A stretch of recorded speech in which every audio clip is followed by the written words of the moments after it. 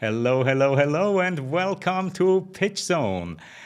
My name is Claudio. I'm a presentation coach, and every week we are meeting with interesting people that have something of value to offer for those who want to increase and improve their presentation skills and their pitching game. And today I'm super, super delighted because our guest today is Massimo Peroncelli. Massimo, it is absolutely great to see you here. Thank you for making the time, especially on such short notice. It's great to have you. Thank you, thank you. So happy to be here again in PitchZone.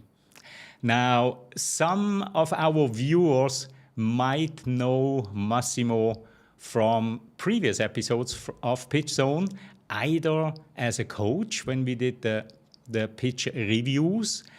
And if you tuned in recently, you probably have seen Massimo in the comment section, always asking great questions, providing good feedback. So, Massimo, you are one of the most interesting people that I know. And I know a few people, but you are such an all-rounder. It's even difficult. Where do we want to start our conversation here? So, Massimo, you are an engineer, but you're so much more than an engineer. And you're an engineer with an extreme interest in public speaking, presenting, pitching. But again, you started out your professional career as an engineer. Is this something you always wanted to do when you were a kid? What was your dream job? Well, I guess all of us, we know that there's been one day in our past when we said, okay, that's what I want to be, right? And to me, it happened pretty early, like I was 7 or 8, and the school brought us to a computer fair, and they show us these things, these machines, and I was like, what's going on? I mean, you can type something on a keyboard, and the machine is gonna answer you, and then you can kind of continue. And then the guys there, they said, there are people who are called programmers who write instructions so that you can make the machine do whatever you want, be it games or anything. I said, wow. And I was hooked. So to me, I said, okay, when I grow old, I want to be one of those guys who can write programs for these machines. So that's the reason. That is astonishing. That is truly, truly astonishing. And before I ask my next question, let's very quickly say hello to Anthony. Anthony is joining us here on YouTube. I see we have one other viewer. If you want to put your name into the comments, that would be fabulous. Anthony, it's great seeing you.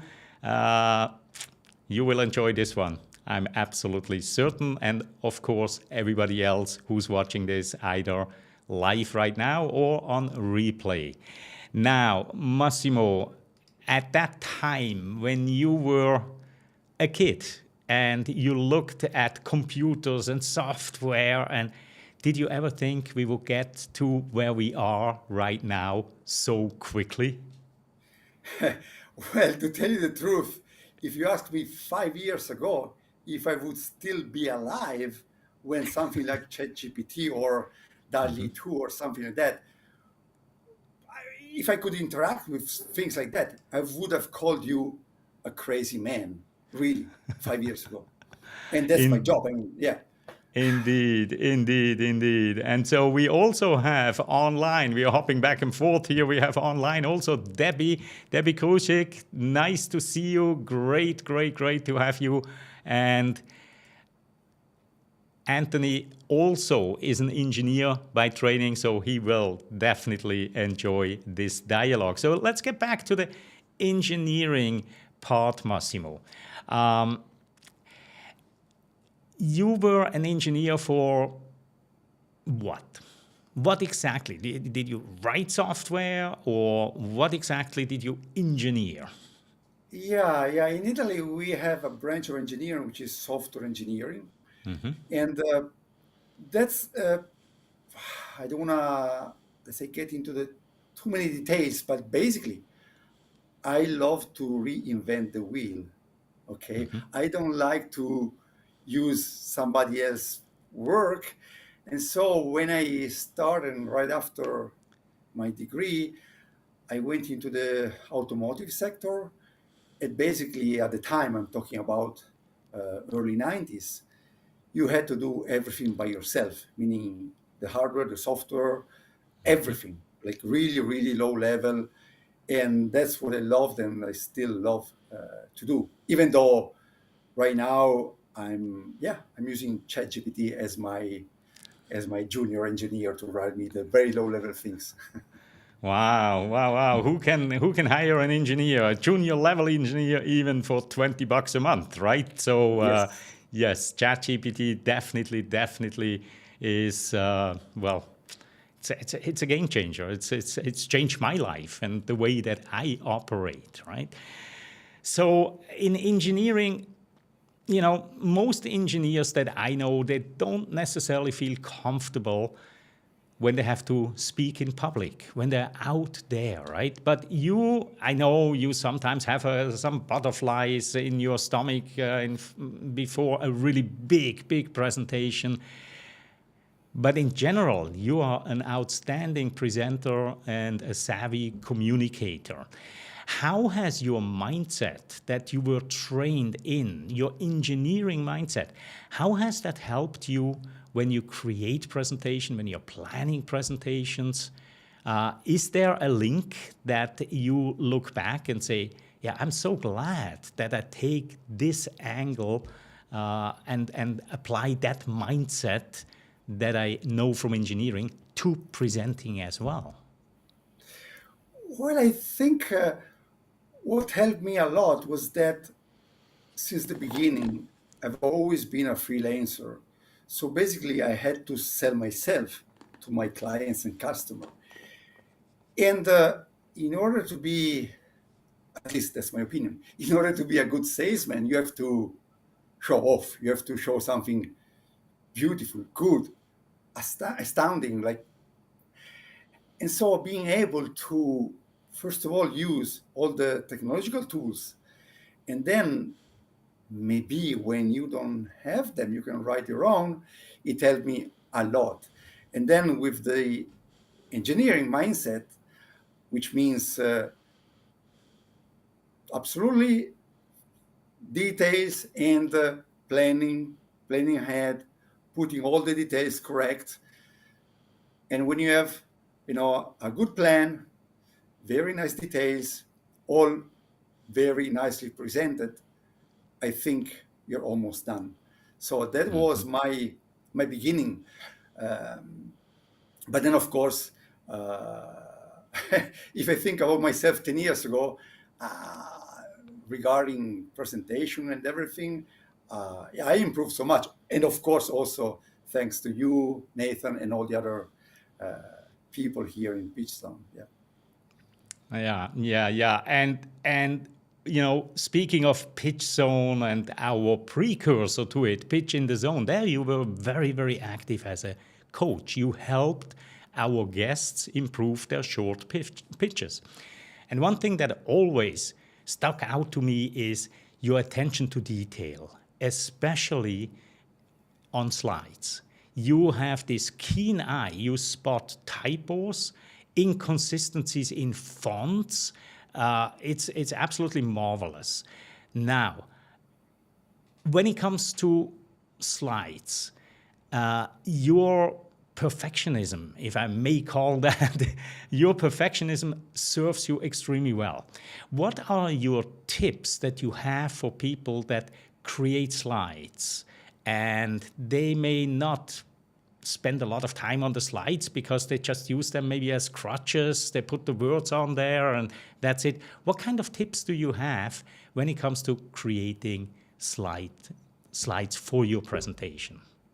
Well, I think a tip which is kind of a generic tip for presentations in general is like people tend to say, oh, I shown them to my mother, to my daughter, to my best friend, and they all said it was beautiful. Hey, come on, you have to show them to your worst enemy. not to your best friend, because of course your best friend will probably say, yeah, it's good. But if your worst enemy will tell you, yeah, it's good, then it's really good. So that's my first tip for sure. But going more into the maybe technical details, uh, it's really simple. Meaning, the simpler they are, the nicer they will be. Because if you start playing with too many colors, too many fonts, too many shapes, sometimes you put a picture in a square box, sometimes in a circle, sometimes in a triangle, then the listener, the audience will not know what you're trying to maybe focus on. So of course, if you have 5 pictures in a circle and then one in a square, then it's easy to understand that the one in the square is the center of the focus. That's okay. But if you have 6 pictures and you have a square, a triangle, a pentagon, whatever, the audience will not see which one is the important one. So try to keep it simple.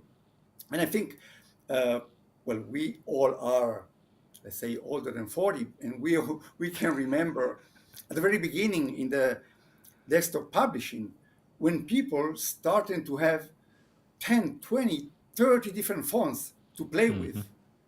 And you could see those advertisements, especially on paper, they had 10 words using 11 fonts, which of course doesn't make sense. So, and still doesn't make sense now. So try to plan for something. You love a font, fine, use it all over.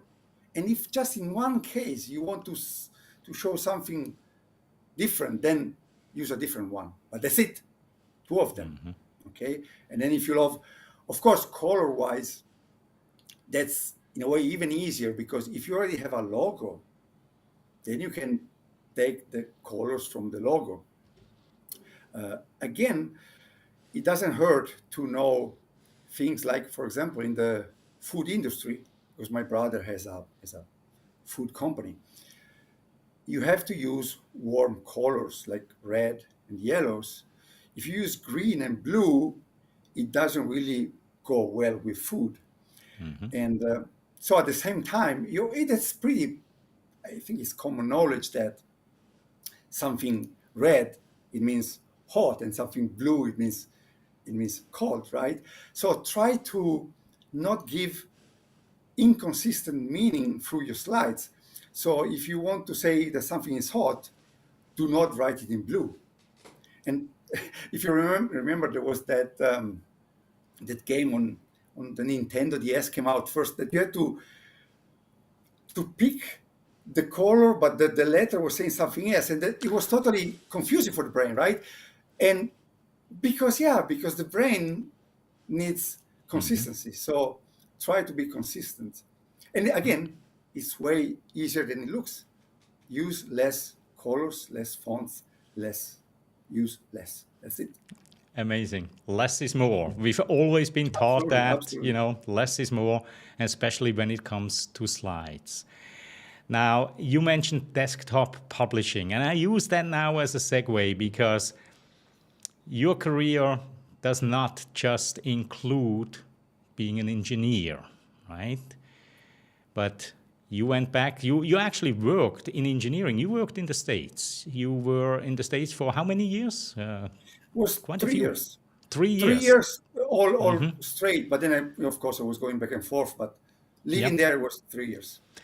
And then you went back and lived back in Italy, and did something totally different. What did you do? Well, I founded a book publishing company without a single clue how a book was published. I had All no clue. right. All right. And the thing is, a couple of years later, after I was 12 or 13, after I got my computer vision, I started to realize that I was able to pinpoint all the typos in books, advertisement, whatever. Again, it's my gift and my curse, because I tend to be a little bit too much. If there's a typo, I ain't gonna tell you. It's not like, okay, whatever, it's not important. To me, it's important. So that's the bad part. And so I was saying, oh, it would be so nice to be able to read somebody else's book and be able to fix it somehow, to make it perfect from a typo point of view. And so when I went back from the States, which is basically after September 11, there were a lot of problems with visas, of course, because everything was frozen. So when my project was over, I had to go back because there was no possibility to renew the visa. So basically, I said, okay, let's do something I really loved to do when I was a kid, and I did it. So did it for 10 years, very happy, been on TV, newspaper, whatever. And this one also helped me, again, with attention to details, because you make a website, you make a typo, you fix it. You print a book, maybe 50,000 copies, and you cannot print them again. It's going to cost you a lot of money. So Absolutely, absolutely. And what kind of a link do you see between people who, because you helped people write books, you actually edited my book, The Founder's Guide, the Founder's Guide to Presenting, and you edited that, and we even had a little side bet running there, right? Because I had other people looking at it before. I personally thought, okay, this is pretty error-free.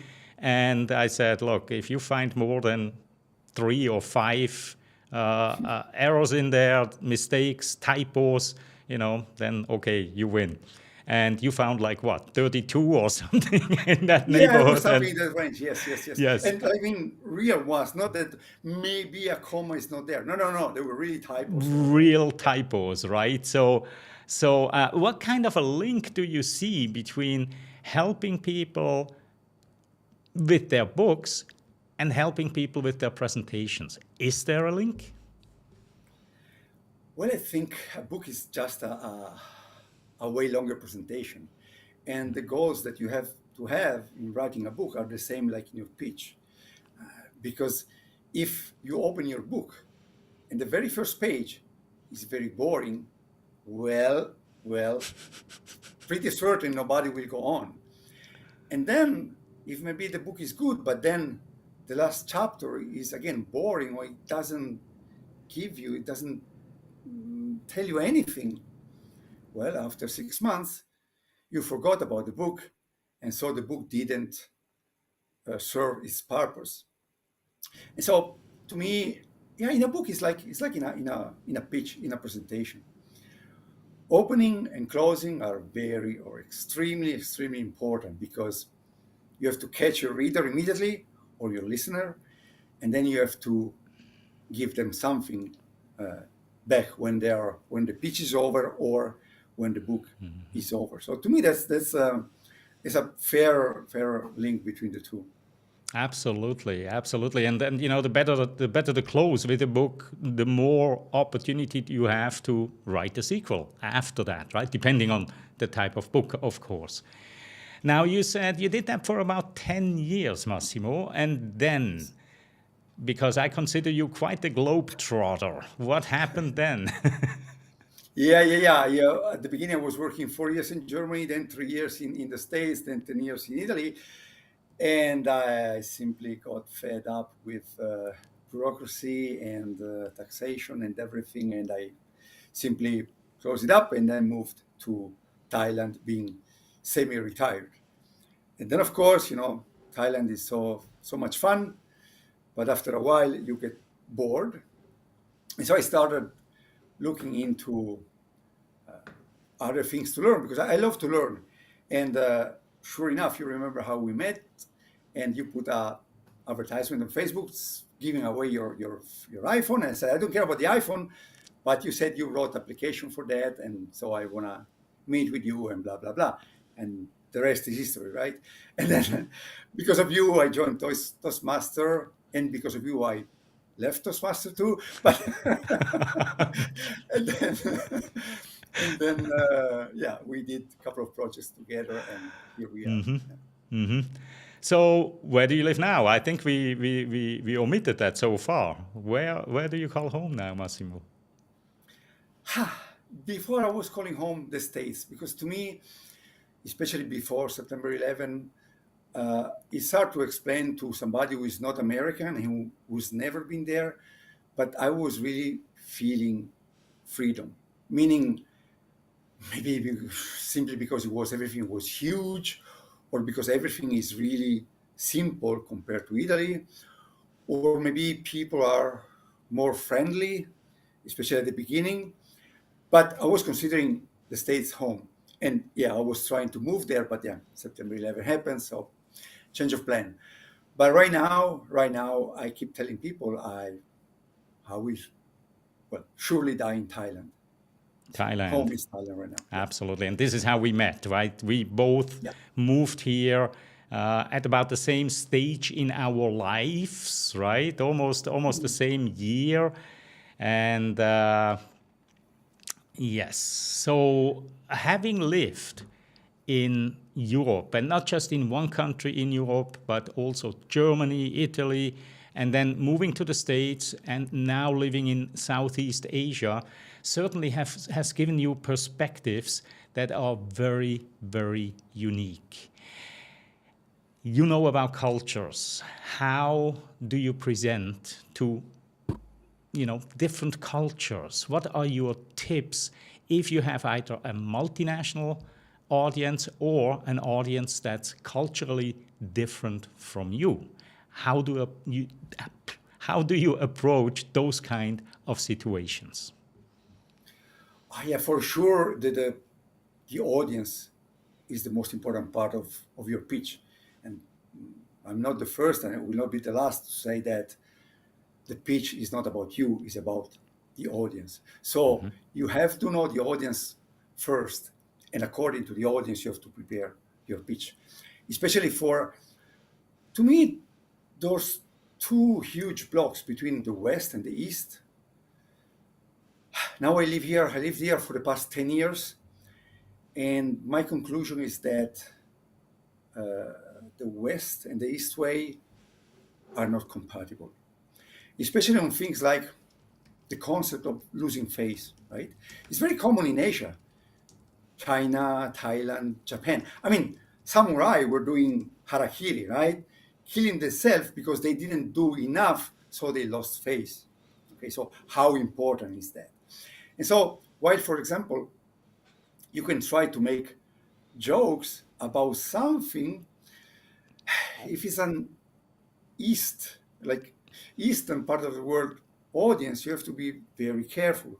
Or even things like a very common thing that in Toastmaster they try to teach you since the beginning. Interacting with the audience is very important. But the problem here is that if you ask a question to the audience and they don't know the answer to that, that's pretty bad, because you put them in they become shy. It's not like in Italy or the States. Well, they ask you a question, you don't know the answer, that's fine. Here, it's pretty important. Like when I learned that, then we can talk about school, because when the students here usually do not ask questions to the teachers. And the reason behind that is because if then the teacher doesn't know the answer, you're making him losing face. Yep. And so to me, that's like, wow, so how can you learn? And that's why the education system here is the way it is. And yeah, so that's very important. Like, then what if you don't know your audience? So if you want to have a question or joke about something, maybe ask this question to yourself and then give the answer, or make a joke about yourself. And so that gives you two different advantages. One, well, you don't have trouble with the audience. And two, you connect better with the audience. I can talk about so many bad things about me. I mean, you want to see the nose or something? I have so many things that I can make jokes about myself. That's... And so the audience will say, yeah, sure, And so if you don't know the audience and you want to make a joke, for example, my tip would be make a joke about yourself. And it will help you in two ways. So Yeah, yeah. Self-deprecating humor yeah, always absolutely. Yeah. lands very, very well here. And this is something a lot of people do not know about me, right? When I moved to Thailand for the first 4 or 5 years, I was teaching in middle schools and high schools here. I was teaching English, yeah, with this accent. But seriously, I was teaching English. And I made the same observations here. And of course, in Asia, a lot of things are about losing face, as you mentioned before, right? And so, because of that, we might be less inclined to ask questions as students because we know that, oh, the teacher could lose face. You know, there's this concept here in Thailand, Greng Chai, right? That is such an important concept of not embarrassing anybody else, not making them feel bad. And, everybody here goes out of their way to make sure that the other person, that there seems to be a higher level of empathy in a way, right? So you've been teaching here as well. And I think we both agree teaching teenagers, it's probably the toughest audience that you can get. Do you Yes. recall? Yeah. Uh-huh.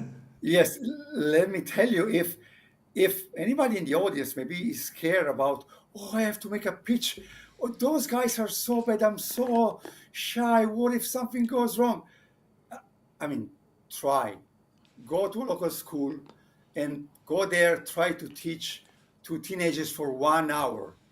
If you pass, you will not be scared of anybody else. I can promise you that. Because teenagers can become pretty mean. And if they realize you're not either smarter or stronger or wiser than them, they will make jokes of you and you'll be done. For the whole year, you will not be able to control them. So, of course, well, this is not a teaching tip zone thing, but to me, again, teaching is the closest thing. So preparing a lesson for the school is the closest thing to preparing a pitch, because you have to grab their attention immediately. Because teenagers, you see it now with TikToks or whatever. 5 seconds, enough, change, different topic. So you really have to grab their attention. You have to keep say something interesting to them, and then of course you have to convince them either to study or to make the homeworks, which is pretty hard. So if you can do that, then consider yourself one of the best presentation person that you can be, because it's really tough. It's really tough. So just let me give you a short example, right? Like, I was teaching, of course, math, physics, and things like that. So usually my very first lesson in math, I tell them, let me tell you a secret. Mathematicians are lazy.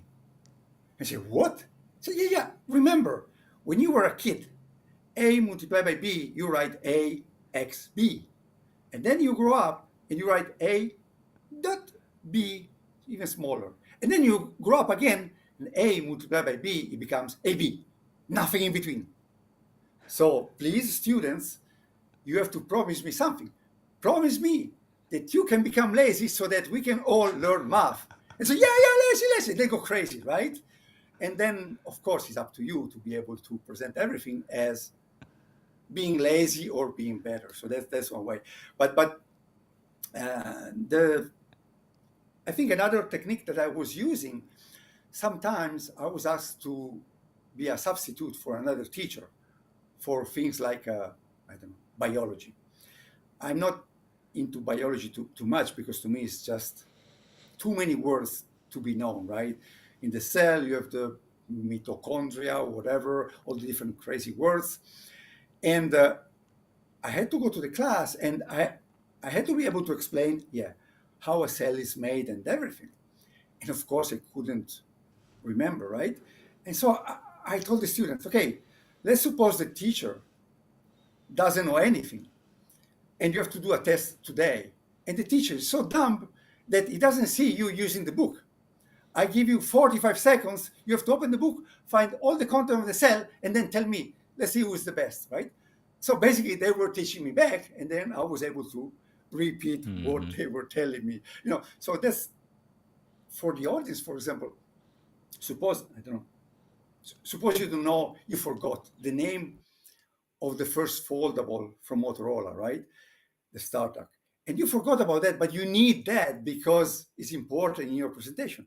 Well, in this case, it's not a losing face kind of answer, question, right? So you can ask the audience. The audience will be happy to tell you the answer, and then you can go on. And the thing is, and sorry if I talk too much, but just I have so many things in my mind. Again, if you have to ask me, why shouldn't I be afraid of forgetting something with my audience? Well, the thing is, your audience does not know your script. They don't know it. So they cannot know if you forgot something. You are the one knowing. So don't be afraid of that. If you forgot something, well, say it later or change the words. But that they will not say, he forgot about that. They have no clue. So don't worry about forgetting something, You can ask, and then they don't know it. So Absolutely, yes. And this is really, really profound, is that we always, when we present, we think, oh, I forgot a word, I forgot something, but you just hit the nail on its head. The audience doesn't know your script, so they will not know, right? Anthony left a quick comment here, or a question. So they are shy and mean at the same time. And yeah, perhaps I wouldn't call it necessarily mean. I would say they are shy and honest. Very, very honest. But that to me, that question means maybe he never tried to teach to teenagers. And again, it's a honest advice. If you can, try, because you will see the world, especially the presentation world, in a different perspective. Really, for real. It will change your mind, the way you see the audience. It's really something different. Indeed. Now let me get back quickly to Toastmasters. You mentioned it a couple of times, and I joined Toastmasters somewhere in 2018, and then we met, and I talked about Toastmasters at one point, and he said, "Oh, this sounds great. Let me tag along." And you came along. You became a member of that club as well. Not just a member, but over the next 2 years or so, you were the president of that club, and then you were even an area director, and you were quite into it for a little while. What were the biggest takeaways? What were the biggest areas of growth for you as it relates to public speaking that you got out of Toastmasters? Well, even though I quit after just 2 or 3 years, don't get me wrong, it's been a wonderful experience, and I totally can suggest people who are even mildly interested into public speaking to join it, because the price is very low, and it gives you the basics of public speaking in a very, let's say, square, a very engineering point of view. Maybe it's very, you have to follow the steps, follow what they say, and I realized that yes, many things I knew it already, but I didn't know why or how. And so it really helps you to put all the things together. And when you go to Toastmasters, the first speech you have to do is called an icebreaker. Basically, you have to introduce yourself to the audience. And since it's your first speech, you're not supposed to know all the tricks like the opening or the closing or blah, blah, blah, right? And so I did my best. And my first, the guy who is supposed to give me advice, he said, "Well, it looks like you knew almost everything already, but it's like you know something in practice And then you go back to school and you say, haha, that's why I have to do this and that. Before you knew it, because you knew how to do it, but you didn't know why or how. So it's kind of going back to school to know the basics. And when you have better basics, you can expand your knowledge better, faster, in a more linear or cohesive way. So I totally advise people who are interested to join, because it's a great experience, sure. Absolutely. I benefited greatly. And, my main reason why I joined Toastmasters when I did, because I was coaching people to do exactly that, public speaking, presenting, and so on. But I used it as a lab. And to me, it was a perfect lab just to test things and see, do they land also here in this culture? And so I had a great time on my blog. I even have an article, one blog post talking about my experience during the first year. And amazingly enough, this is still my number one read article or read post on my blog. So yeah, Toastmasters definitely, I highly recommend it to so many people that want to improve any aspect of their public speaking. And one of those aspects is to speak in public under tremendous pressure. And what I'm referring to is the World Championship of Public Speaking, which starts at the club level. And you compete against your fellow members at your club. And if you place in the first one or two, you move on to a higher level and move on again and again until you might make it to the finals. You were competing in one of those years. I remember your speech very well. And you got pretty far. I think you got to even the district level. Yes. Talk a little Yes. bit about this experience that you had in preparing for what I would call a high stakes or high impact presentation. Yes, absolutely. And of course, I still have to thank you, because you were the one helping me to fine tune my speech. And it came after, I think, 2 or 3 years that I was already in Toastmaster. But of course, when you have to compete with other people, it's not just your speech and that's it. You have to win. So everything must be perfect in a way. And if I have to pick one of your advices, something that basically we say every time, or you say every time in PitchZone, is that preparing for a pitch or making a pitch, a presentation, is an iterative process. You have to do it over and over. And the funny thing is that there's no such thing as a perfect presentation. You can always improve it, right? Mm-hmm. So you have to prepare it, and sure enough, if you have to do a pitch, which is important, you cannot do it alone. I'm not talking only about having a professional like you or Nathan, but also you have to show it to, as I said before, your enemies first, so that to get honest feedback.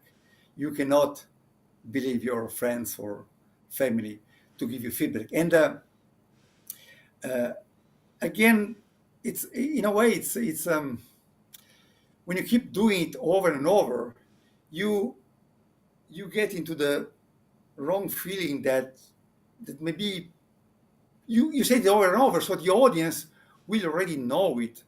So another advice to me would be, once you improve it for like several steps, try to find a brand new audience, because then the audience will already know what you're saying. And even if you say something wrong, or if you forget something, or if you say something that is not totally understandable, they will understand it because they remember it from the last time. So when you're doing something important, and when you do it over and over and over, try to change your audience after a while, because otherwise, yeah, you will not get the true feedback from that. That's something that helped me to hear for Yeah, this. that is such great advice, and I know you walk the talk because after Toastmasters, you started to go to all kinds of different clubs, like Rotary Club, and there are like expat clubs here to further fine tune your presentations based on doing it and then carefully looking at the reaction that you got, listening to some of the feedback. So absolutely. Now we mentioned pitch zone and pitch in the zone, the precursor, a couple of times, and I remember especially during the first 2 years that you were involved with this, you kept a book and took meticulous notes of anything that Nathan and I were sharing. I know you put that into your notebook. I'm curious, just from my point of view, I never know exactly, what exactly lands and what doesn't. So what are 2 or 3 of the top things that you have heard us saying? You just mentioned one, the iteration, going through over and over again. What are some of the other things that you have learned that you want to share with others as well?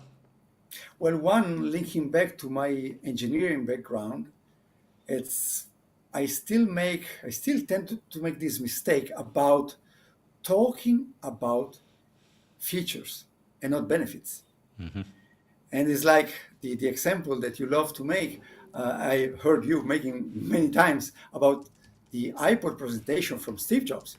He did not say, "Oh, we have an internal hard drive from Toshiba, which is the smallest in its category, and it has the biggest space, 5 GB." No, he said, "Yeah, you carry all your music in your pocket." But if I were him, I would have said, "Oh, 5 GB, look, it's 2 centimeters tall, it's so small, it's the best. You've never seen a hard drive so small," which is not how you sell a product. Or let me give you an example. When I was back in the States, in Chicago, year 2000, I don't know if I can mention the company, but it was Panasonic. I was in a dinner with all these big VP of all these companies, and the guy, told me, "Hey, you know what? In 10 years from now, there will be no compact flash, no smart media, no memory stick. There will only be SD."